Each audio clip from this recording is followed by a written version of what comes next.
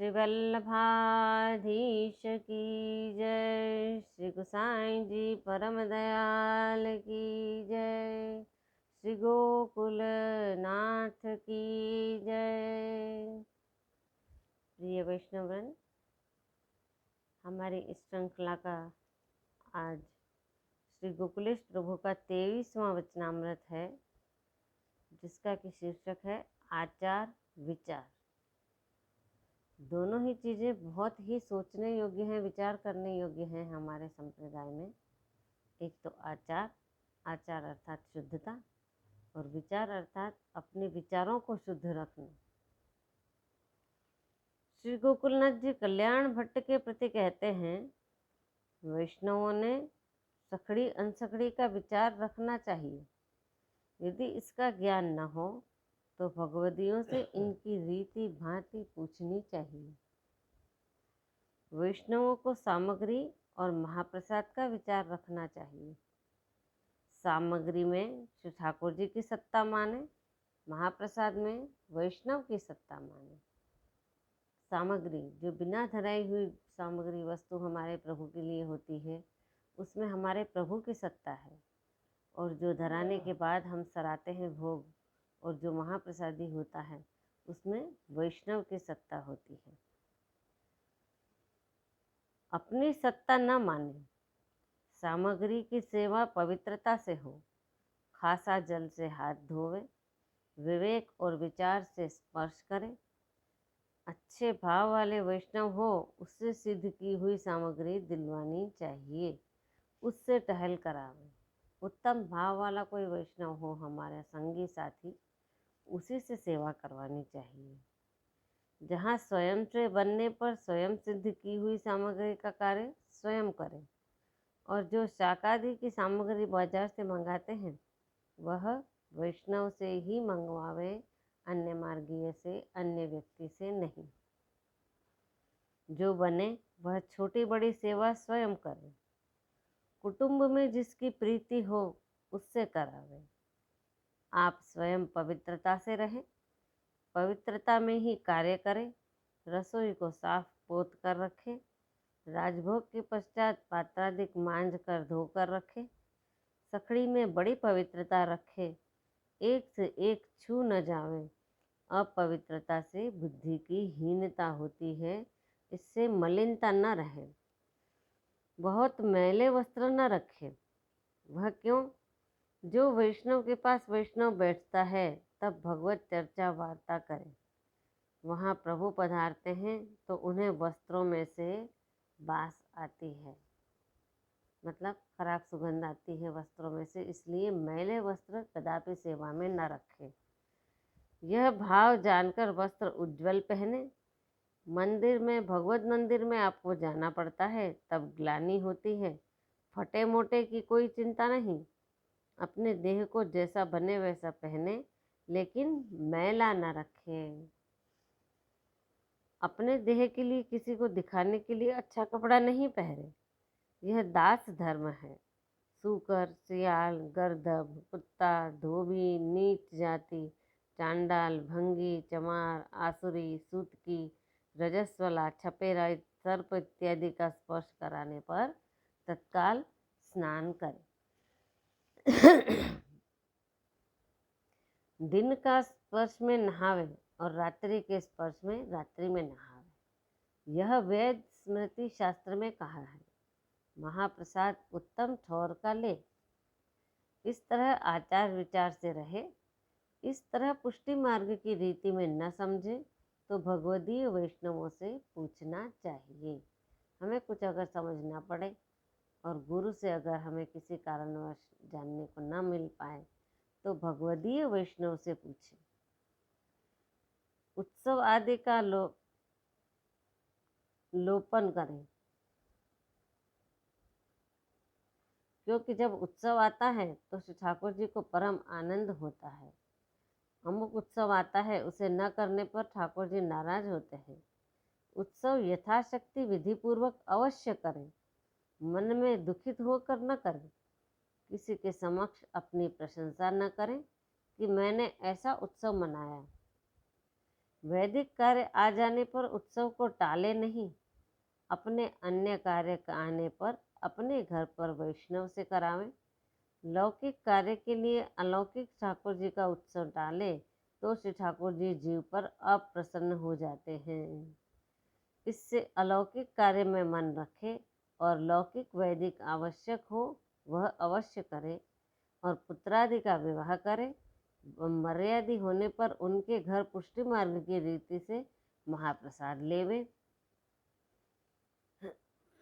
यदि अन्य मार्ग की रीति हो तो महाप्रसाद न ले। यदि लौकिक कार्य करना हो तो श्री ठाकुर जी को वस्त्र सामग्री पहले करे, फिर लौकिक कार्य करे। यदि जाति का भोजन न्यात जात जिमाना हो तो प्रथम श्री ठाकुर जी की सामग्री को भोग धरे, फिर वैष्णव को लिवावे, फिर गुरु की तथा श्रीनाथ जी की यथाशक्ति भेंट निकाले और यदि श्राद्धादि के होने पर वैष्णव को न करावे। सदा दूसरे के घर जैसे लेते हो सो उसी तरह से लिवावे। लौकिक भाव से ब्राह्मण और जाति को लिवावे, अलौकिक कार्य में वैष्णव को लिवावे। वहाँ अन्य को कराने का कोई प्रयोजन नहीं है। लौकिक में किसी जाति को बुरा मानते हो तो उसे प्रसाद देकर प्रसन्न करें, जिससे अपने मार्ग की यह निंदा न करावे। यह किससे? तो सुदृढ़ भक्ति हुई नहीं है, जिससे अपने मन में निंदा से दुख होता है। दृढ़ भक्ति वाले को तो लौकिक वैदिक कुछ अच्छा नहीं लगता, उसे तो अलौकिक से ही काम है। इस प्रकार से रहे। जहाँ तक भक्ति दृढ़ हुई नहीं है वहाँ तक यह समझे कि मेरी भक्ति में कोई प्रतिबंध न करे। लौकिक वैदिक कार्य करता है तो उससे श्री ठाकुर जी का सेवा कार्य निर्विघ्नता से करें, मन में दुख होने पर न करें। पुष्टि मार्गीय से किसी प्रकार का अंतराय न रखे, कपट छल भगवदीय से न रखे, लौकिक वैदिक के कार्य को हीन समझे, पुष्टि मार्ग की रीति को सर्वोपरि समझे। इन इंद्रियन के विषयों को श्री ठाकुर जी का आवेश जाता रहता है, क्योंकि विषयाक्रांत देहानाम नावेशः सर्वथा हरेः। विषय आदि के आ जाने से हमारे देह का जो आवेश होता है प्रभु का वह चला जाता है। श्री आचार्य जी श्री महाप्रभु जी कहते हैं, सेवा बराबर धर्म नहीं, वह वैष्णव के लिए बड़ा कठिन है। इसलिए वैष्णव को विवेक विचारे से सारे कार्य करें, देश काल समय का विचार रखे, बुरे के निकट न जाए, उससे संभाषण न करे, सेवा का उत्तम काल समझे और ब्रज भूमि को उत्तम भूमि माने, जहाँ श्री पुरुषोत्तम की नित्य लीला स्थित है। रात्रि के शयन के समय प्रातः काल की सेवा का स्मरण करें।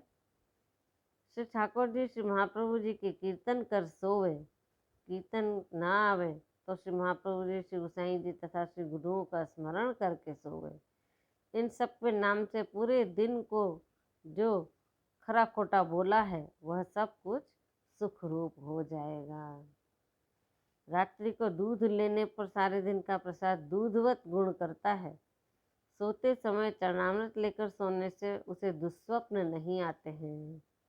नींद मृतक के बराबर है, श्वास आवे या ना आवे, चरणामृत का संबंध मुख में बना रहे, जिससे कि दुर्गति ना हो। इस प्रकार से वैष्णव समय में सावधान होकर रहे तब बच सकता है। इस तरह से श्री गोकुलनाथ जी से श्री कल्याण भट्ट ने कहा, गोकुलनाथ जी ने श्री कल्याण भट्ट से कहा है। श्री 24वां वचनामृत समाप्त।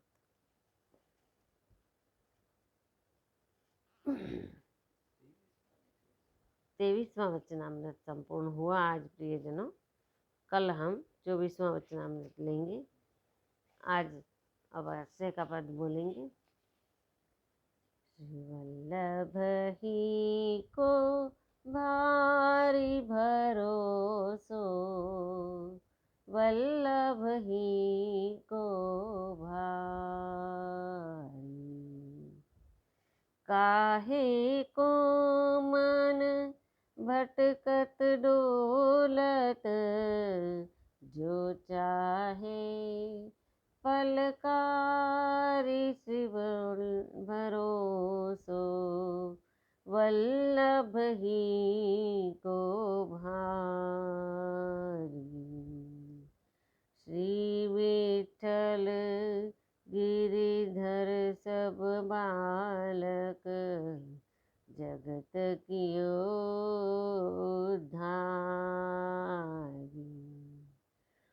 पुरुषोत्तम प्रभु नाम मंत्र दे, चरण कमल सिरधारी। शिव भरोसो, वल्लभ ही को भारी।